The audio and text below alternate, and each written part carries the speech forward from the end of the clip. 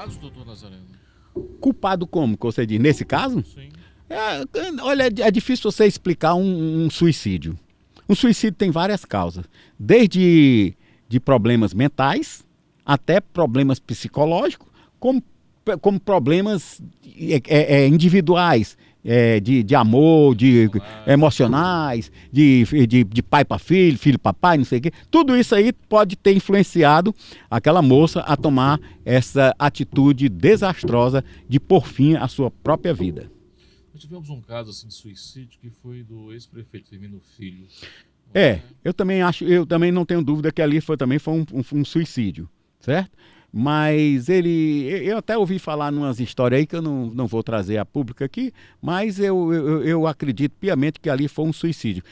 O que é o suicídio? É o indivíduo íntegro, inteligente como ele era, de uma hora para outra ele decidiu que a vida não tinha mais sentido para ele.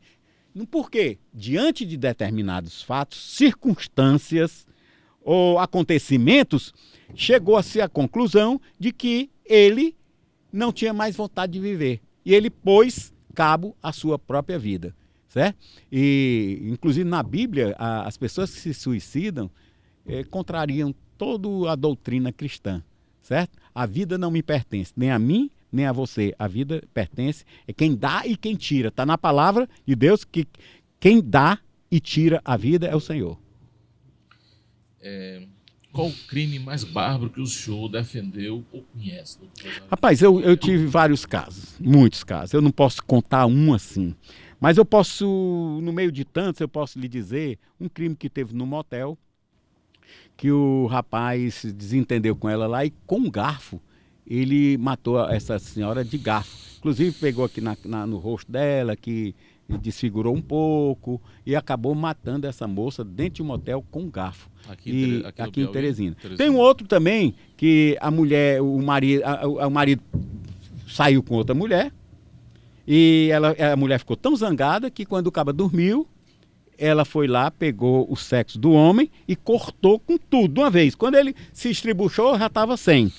E aí ele morreu por hemorragia, que ali passam vasos de grosso calibre, né? Então ele morreu aí. E eu fui advogado dessa mulher. Certo? Interessante. Coisas realmente... Mas tem vários... O fato de matar alguém já é uma coisa, sabe, uma coisa tenebrosa. O senhor se choca ainda, doutor Nazareno? Não tem experiência? Claro, principalmente quando envolve criança. Eu não posso ver. Um dia desse nós fomos ver um exame numa criança que foi feito, uma criança recém-nascida, para saber se a criança nasceu com vida ou nasceu sem vida. Certo? Se nasceu sem vida, ele foi um aborto. Se nasceu com vida, então houve uma interferência de interceptar aquela vida. Como é que se faz isso? Abre a cavidade abdominal, tira-se o pulmão, fecha, amarra direitinho e bota dentro d'água. Se afundar, ele não respirou. Mas se ele boiar, é porque ele respirou, inflou os pulmões. Então eu fui fazer isso aí. Quando eu vi a mãozinha da criança tão pequenininha, a mãozinha bem pequena, rapaz, aquilo acabou mexendo comigo. E eu fui delegado de homicídio e todos os homicídios eu ia ver. Todas as perícias de homicídio eu ia ver, certo? Inclusive a minha delegacia era vizinha ao IML, lá na Paraíba. E eu não me chocou tanto como eu vi essa criancinha, uma criancinha tão bonitinha, pequenininha, mãozinha bem pequenininha, e o cara abriu aqui, foi um perito lá, que é o Antônio Nunes, que era um cara excelente, é um grande profissional, doutor Antônio Nunes, que é o diretor do Instituto de Medicina Legal. Ele abriu e a cavidade abdominal arrebentou assim, tirou o pulmão, amarrou e botou dentro de uma vasilha com água. Se afundar, ele não respirou. O crime tem uma lógica, tem um caminho? Tem um itinerário, chama iter crimine. É o itinerário. Quando você pensa em fazer um crime, normalmente você toma algumas providências para a consecução daquele seu objetivo. Você compra uma arma, você começa a ver que hora o cara chega, que hora o cara sai, como se ele anda armado, se ele é perigoso. Se não... Quer dizer, tem um iter crimine. Vai desde... Tudo nasce... na ideia. Tudo é a ideia. O campo mental. Tudo nasce na sua cabeça. Se você alimentar aquela ideia fortalecer, aguar aquela ideia, você vai chegar até o final. É o itinerário do crime. Até Tem um planejamento.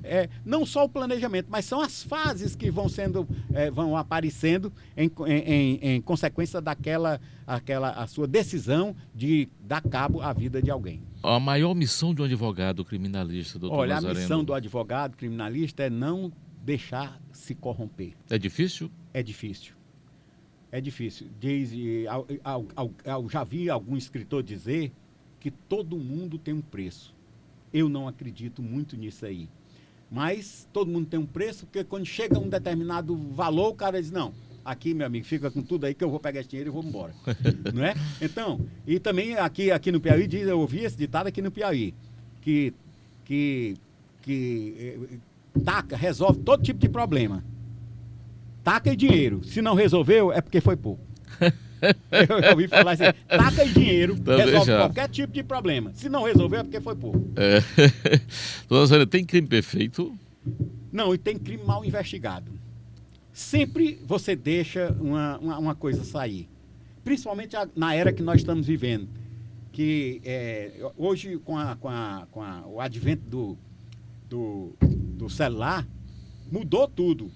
O celular está para a humanidade como a roda, como o primeiro invento capaz de movimentar O mundo. a roda. Aí, depois da roda, vem o celular. Hoje, pelo celular, só para você ter uma ideia, se esse celular aqui não precisa nem estar ligado, não. Tem um equipamento na polícia que ele bota para ouvir. Ele fica como se fosse um microfone. Uma boa. Uma boa.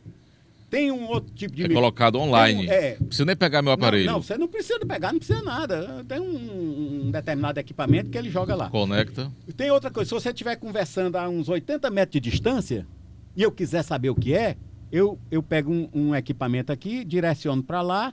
Você sabe que as ondas sonoras são circulares, que ela vem circulando e ele capta esses aqui e a conversação fica como se nós estivéssemos juntos, de frente um para o outro. Com toda a clareza. Com toda clareza, distância de 80 metros. Ele direciona, como se fosse uma antena parabólica, uma coisa aqui, e ele recebe a voz nítida, como se conversando do lado do outro. Precisa estar falando num celular, num aparelho telefônico ou não? Não precisa nada. Você está falando. Tá conversando um com o outro lá, dois bandidos distante 50 metros, 60 metros. Ele pega esse equipamento, direciona aqui, sem saber, com outro amigo aqui conversando, ele direciona, até dar um sinal. Ele mostra a intensidade do sinal de recepção. De qualidade. Aí você liga e ele grava toda aquela conversa ali. Então, a nossa polícia tem? Eu não sei dizer se a polícia tem, nem eu poderia falar. A federal isso, né? tem. Eu não vou entrar nesse assunto, mas eu sei que existe em centros mais avançados, existe esse tipo de equipamento, como existe vários outros tipos de equipamento.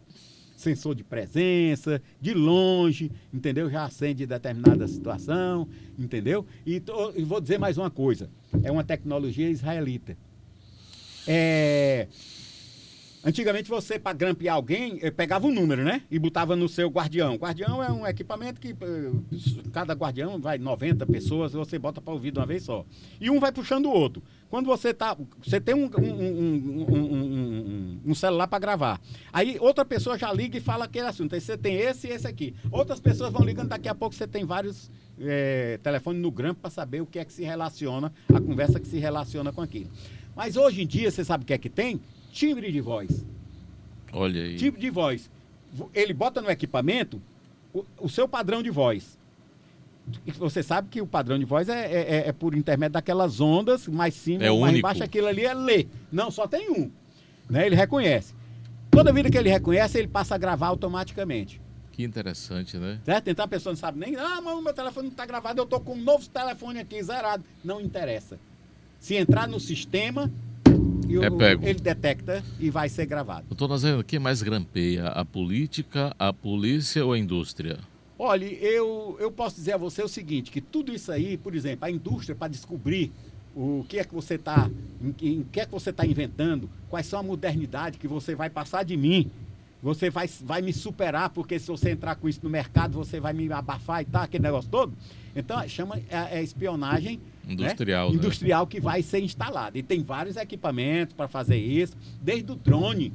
O drone de longe também já tem uma série de funções. Que legal, né? Você não sabe e o cara de longe aqui, você não tem barulho, não tem nada, e está lá em cima te espionando e gravando algumas coisas. Certo? Interessante. Gravando no seu celular. Ele joga a imagem e joga pro seu celular. Então essa campanha vai ser dura, hein? Eu acho que cada vez mais a coisa tá ficando mais profissional, entendeu? Antigamente tinha um político improvisado, hoje não. O político, ele é profissional ou perde. Profissional. Ele tem que ser profissional. Qual é a sua profissão? Político. Eu sou político. Qual é a sua previsão de gastar nessa... É tanto. Teve uma pessoa amiga minha, numa determinada cidade aqui do interior, e disse: doutor Nazarino, olha, eu quero que você me dê uns conselhos, porque eu vou ser candidata a vereador. Com muito dinheiro, ela. Eu vou ser candidata a vereador. Certo? A vereadora. E aí eu disse: quanto é que você tem para gastar? Não, eu não vou gastar nada não, tenho muitos amigos, pois você vai ter menos do que 80 votos. Você vai ter na base de 80 votos. Só seus amigos não vai te eleger não. A tua empregada, a empregada da tua casa, se tu não conversar com ela direito, ela vota em outra pessoa. O senhor se meteu, o senhor teve uma encrenca que o senhor gostaria de ter defendido? Que o senhor não defendeu? Olha, eu digo a você o seguinte: eu fiz muitas defesas interessantes na minha profissão. Desde um júri que eu fiz, um julgamento, ainda estava até meio quebrado. Eu fiz um júri lá em Luzilândia, que um médico, eu não quero dizer o nome dele aqui, mas eu acho que você sabe, que você é daquele rumo lá, conhece? Eu sou de Joaquim Pires Piauí, do Joaquim lado Pires, ali. então você conhece. Que o médico estava acusado de ser o mandante da morte do Raimundinho Marques, o prefeito que era de Luzilândia, conheci. de Luzilândia. E eu quero dizer para você, Luzilândia é dos Marques mesmo. Todo mundo lá encabrestrado neles, certo? E eu consegui o júri lá dentro, com todo o ISMAR, ele pegou tudo que foi de outdoor, rádio e não sei o que, a cidade não dava nem para você andar de tanta propaganda que tinha contra esse rapaz, contra esse médico. Eu sozinho na defesa. E lá, do lado de lá da acusação, tinha um promotor e três advogados assistentes da acusação. E no final das contas, eu ganhei por 5-2. Ele foi absolvido. E foi uma emoção muito grande, choro. E quando ele foi saindo, porque nesse negócio até eu saí no carro da polícia, porque é questão de minha segurança. Eu não vou dar sopa para o azar. Eu saí no carro da polícia e quando ele foi saindo para entrar na casa, todo mundo batendo palma para ele, certo? Pela vitória que nós conseguimos demonstrar que o Estado injustamente acusou essa pessoa, esse médico, é um rapaz de direito, de bem, de um crime hediondo, de um crime terrível, e que se não tivesse um advogado capaz de levantar determinadas situações, como foram levantadas no dia do julgamento, ele teria sido condenado, talvez até hoje ainda estivesse preso. Tem mandante e tem quem apertou o gatilho, doutor Nazarino? Olha, foi identificado? Identificado foi. O cara que apertou o gatilho lá foi preso, esse foi condenado e tudo. E no caso desse médico lá, ele estava acusado de ter sido o mandante. E eu provei que não era ele o mandante. E provei e fui mais longe ainda, que o crime desse prefeito aconteceu dentro da própria família. Foi um crime político? Eu acho que foi mais amoroso. O senhor já se meteu em alguma encrenca? Todo mundo se mete em encrenca, principalmente quando você tem posições definidas, que você não abre mão das suas tendências, que você não abre mão do que você acha que é certo, você vai barruando nas pessoas, certo? E ao ponto de você se tornar inconveniente. Só que eu não me importo quem está me achando inconveniente, antipático, ou duro, ou não sei, eu não quero saber disso aí não. Sou homem corajoso? Eu não sei bem o que é medo, assim, sabe? Eu lhe digo com toda certeza, mas eu não sou corajoso não, eu não faço até medo. Mas eu não sou corajoso não, eu não tenho medo das coisas. Até hoje, e o medo é uma coisa que preserva a vida das pessoas.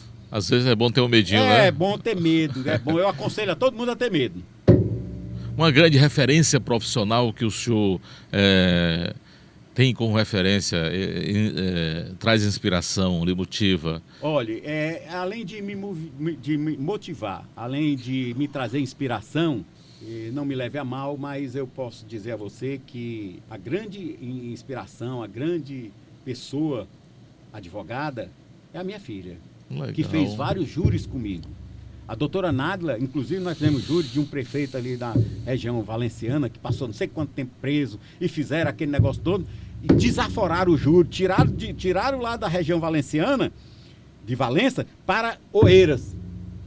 E eu cheguei lá dentro e consegui ganhei o júri e o prefeito foi solto. De lá ele já saiu solto.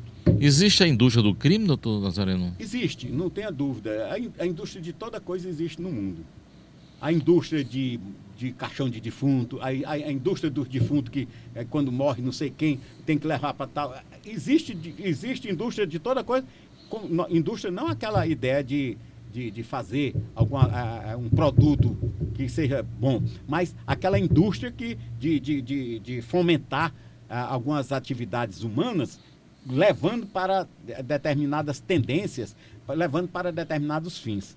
Certo? Para então, o lucro, né? Para o lucro, então existe isso aí, existe, não tenha dúvida não. O que o senhor ainda não fez que gostaria de fazer, doutor Nazareno? É terminar de escrever o meu livro. Muito bem. Eu ainda não terminei, porque é aquele negócio. Eu sou perfeccionista, então eu acho o seguinte, algumas coisas que eu já escrevi já ficaram obsoletas. Então eu tenho medo de apresentar um livro. E quando acabar de apresentar, com 2, 3 meses ele começa a ficar... Se eu disser que é todo tempo assim, que o senhor já sabe também, hein? Então você tem que lançar o livro, porque é todo o tempo assim, né? Meu pai escreveu livros, né? Tem um livro dele e tudo. E meu pai escreveu alguns livros. Inclusive, eu me lembro de um livro que ele escreveu, A Problemática do Menor Abandonado, quando ele era promotor de justiça na época. A Problemática do Menor Abandonado. Foi um livro que meu pai escreveu. Eu tenho que escrever um livro, porque... não tem como não morrer. Eu vou morrer, você vai morrer.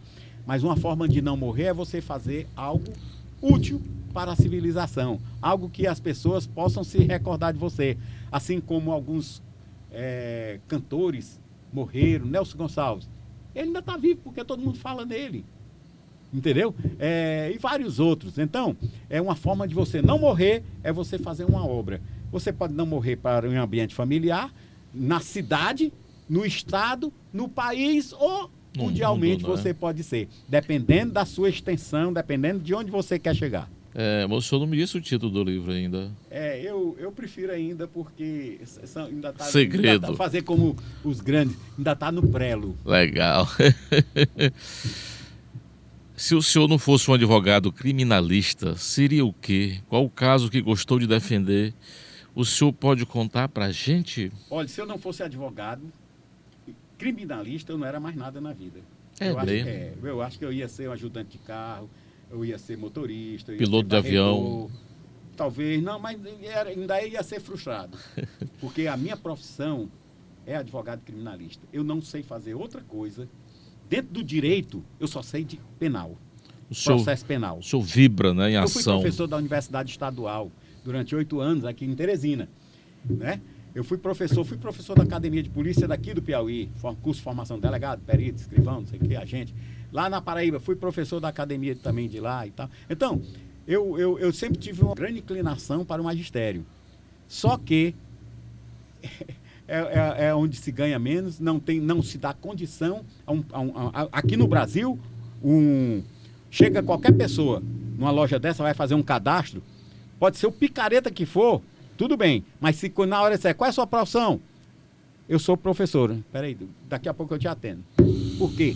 Porque não tem valor. É diferente em alguns países da Europa, que você diz que é professor, você é respeitado, né? Professor?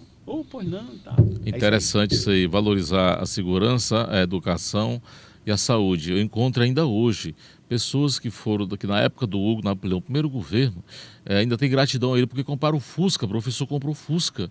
Eu fico assim, impressionado com esse carinho que esse segmento ainda tem. O segmento policial também tem a parte que tem muita gratidão pela valorização que o governo, na época, resolveu dar uma atenção maior. Não é? Quer dizer, dá para fazer alguma coisa, não é? Dá para fazer. O problema aí chama-se boa vontade. É aquele negócio. Interessante. O cara é muito bom quando ele é candidato. Quando ele é candidato, ele vai resolver todos os problemas. Tá tudo escrito, não, aqui meu plano de governo e tal.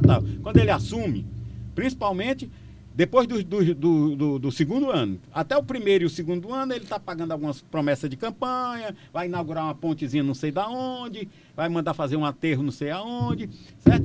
Os 2 últimos anos, depois que ele aprende como é o negócio mesmo, tchau, povo. Ele vai voltar a ser gente, sabe quando? 6 meses antes da campanha. O senhor defende qualquer ser humano, por mais terrível que o crime tenha sido? Olha, ninguém pode ser julgado sem defesa. Mas tem alguns que, questão de fórum íntimo, eu já rejeitei. Eu não sabendo. Questão de fórum íntimo, eu não posso lhe dizer aqui, mas teve um crime muito bárbaro aqui, que um militar matou uma mulher, não quero entrar em detalhe, por favor, não cite nome. Um militar matou uma mulher, um militar até com uma patente boa, e foram me contactar e eu digo, não, eu não aceito esse crime. Eu não aceito, porque a perícia disse que o tiro foi de cima para baixo, como se a pessoa tivesse ajoelhada. Então, de cima para baixo. Eu não aceitaria isso, eu não faria essa defesa. Eu não seria bom advogado nessa hora. Eu iria me contrariar e iria contrariar as pessoas que me contrataram e talvez não obtivesse resultado positivo, porque aquilo ali não era a minha praia. Eu não estava fazendo aquilo com gosto, eu não estava fazendo aquilo com dedicação. Então, algumas causas eu já rejeitei e vou continuar rejeitando. Assim como chegou várias vezes lá no meu escritório, porque você tem que ser honesto, não é para demonstrar que é honesto, não. O cara que é honesto, ele é de natureza, é a natureza dele, é o interior dele. E o cara me fez uma proposta, e eu estava até com um estagiário na minha sala, ele me fez uma proposta em épocas atrás, mais de 20 anos atrás. Ele disse, doutor, eu estou aqui com 15 mil reais para lhe dar, que hoje é perto, vamos dizer assim, é uns 500 mil. E eu disse, olha, o senhor entrou no escritório errado e o senhor faça o favor de se retirar. E depois o meu estagiário disse, doutor, você ficou doido, o cara estava aí com o dia todo aí. Não quero saber disso. Quer dizer que postura tem. Uma vez eu era advogado na Justiça Federal, eu era advogado de um cara, porque o juiz pediu que eu fizesse a defesa dele, e eu estava patrocinando a defesa, gratuitamente. Ele era pobre. E aí ele chegou, logo que saiu o computador, aí ele chegou numa audiência, ele disse, doutor, eu quero lhe dar um presente. É mesmo? Você quer me dar um presente? Quero. Qual presente você quer me dar? Isso é um computador agora, nova geração, não sei o que, um notebook. Estava saindo ainda. Aí disse, você quer me dar esse notebook? É seu? Ele disse, é meu, é meu. Você comprou? Eu comprei. Você tem nota fiscal? Ah, doutor, assim você quer demais. Pois você me respeite, eu vou agora, já peguei o processo e disse, MM juiz, renuncio a defesa, ao patrocínio disso aqui, aí contei a história e pedi a minha saída do processo. Doutor, ética e caráter, tem ou não tem, não é? Olha, existe. E essa ética e o caráter são atributos individuais. Você tem o seu caráter que foi formado ou formatado por tudo que te rodeou até a data de hoje. Então você formou o seu caráter, certo? Então o caráter da gente é um atributo de Deus, é individualidade. Assim como a minha digital, só existe ela, não existe outra. Doutor Nazário, teve dois crimes que me chamou a atenção, né? Eu era muito jovem, né? Que foi um dos donos do antigo jornal Estado, que hoje é o Meu Norte, né? Sim.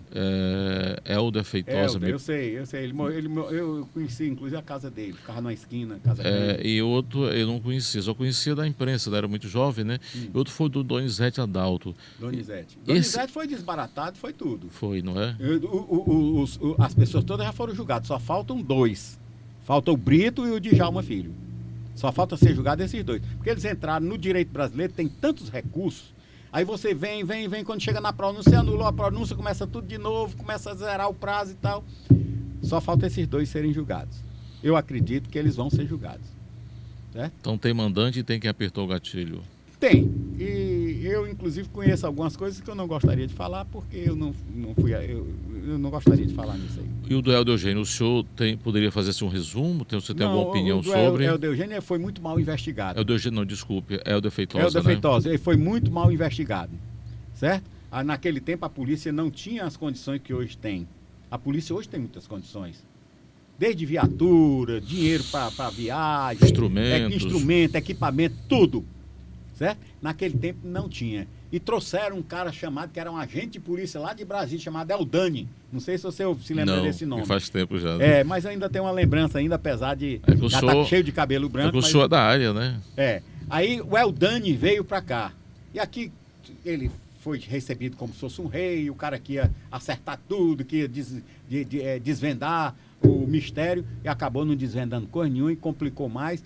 Pegou um bocado de dinheiro aqui, quando o pessoal se deu conta, ele pegou e foi embora de novo para Brasília, voltou lá pro lugarzinho dele. Mas se a polícia, a justiça sabe quem mandou e quem apertou o gatilho? Não, eu acredito que não, que porque não, não né? foi investigado devidamente. Agora, como o espaço entre o fato e os dias de hoje já está tão grande que só se for para contar na história. Já não, porque tem um negócio chamado prescrição.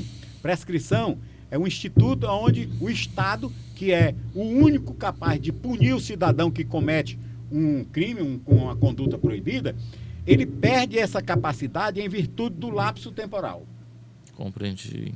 Todo ser humano merece ser defendido, doutor Nazareno? Claro, claro. Não existe justiça. A justiça, hoje, é feita pelo Estado juiz, pela acusação e pela defesa. E eu acho que você se lembra que na justiça tem uma venda. Certo? Pois é, ela é cega ou ela... Olha, aquilo ali está dizendo que ela não faz distinção entre as pessoas. Na realidade é isso. E está amparada, está segura por uma espada. Significa que a força que o Estado tem, a força mesmo, força policial, para fazer cumprir suas determinações. Certo? Mas muitas vezes, durante esse processo todo de apuração de um fato tido como criminoso, essa deusa da justiça que está com a venda, ela tira um pouquinho aqui, baixa um pouquinho a venda e enxerga quem é que está do outro lado. E aí a coisa acaba desandando. A justiça é corrupta ou justa? São dois vocábulos diferentes com designativos diferentes. Justa, eu não conheço ninguém que é justo. O único justo foi Jesus. O único justo foi ele. Certo? E as pessoas são tão indiferentes a esse vocábulo que dizem assim, fulano de tal é mais justo do que o fulano de tal. Não existe isso. Não tem grau de ser mais ou menos. Ou você é justo ou você é injusto. Se você cometer a justiça, você é justo. Se você cometer qualquer injustiça, você é injusto. Não existe mais justo do que menos justo. Não, fulano de tal é mais justo. Não existe esse grau. Isso é uma aberração, isso é uma incoerência, e eu não entendo o que é que alguém quer dizer que ser mais justo ou menos justo. Ou você é justo ou você não é justo. Certo? Então, algumas coisas são justas, realmente, e outras são injustas. Porque a justiça é feita pelos homens. A única justiça que é infalível é a justiça de Deus. Essa é infalível. Por quê? Assim como tem na palavra de Deus, o nosso nome está no livro da vida. E tudo que nós fizermos de bom e de ruim está anotado. Isso é claro que isso aí não é um livro daquele de cartório que o cara vai escrevendo, não. Isso aí está dizendo que nós temos um passado que é guardado pelo Senhor. Certo? E no dia do nosso julgamento, nós vamos, tudo que tiver de bom e de ruim vai ser pesado e medido, e o juiz de verdade, que é o Senhor, vai decidir. E essa justiça chama-se infalível. Ela não falha. Interessante o senhor falando assim. Eu li um artigo, uma época dessa, de um cientista japonês, que inclusive é o fundador da Igreja Messiânica Mundial, Sim. Onde ele fala que os mesmos julgadores no mundo material também é os que vão julgar no mundo espiritual quando forem para lá. Eu digo que não é isso aí. Eu posso, com base na Bíblia, porque tudo meu é com base na Bíblia. Com base na Bíblia, nós somos pó e ao pó tornaremos. E o que é que um morto pode fazer por mim ou por você? Nada. Não é possível um morto fazer alguma coisa por mim ou por você. Senão os reis tinham feito. Aqueles reis ricos, foi achado aí no túnel, não sei quantos cavalos, cavalo feito de artesanato, e cavalos com os guerreiros em cima, e pastorando um rei que foi morto. Não pode fazer mais nada. Depois que nós morremos, nós não podemos mais fazer nada, nem de bom nem de ruim. Morreu. Então a situação agora é no outro plano, é no plano espiritual. Entendeu? Então não tem esse negócio de dizer morreu, mas não, negativo, morreu. Por isso é que tem algumas coisas que eu não compactuo e me oponho pela minha formação bíblica, de quê, santo não sei o quê, não sei o quê. Eles não morreram? Morreram. Ressuscitou? Não. Tchau para eles. Esse é o doutor Nazareno aqui num papo descontraído, né, sobre vida, sobre profissão. Esse é meu posicionamento. Posso estar enganado, mas é assim que eu penso. Muito bem. A justiça tem preço, doutor Nazareno?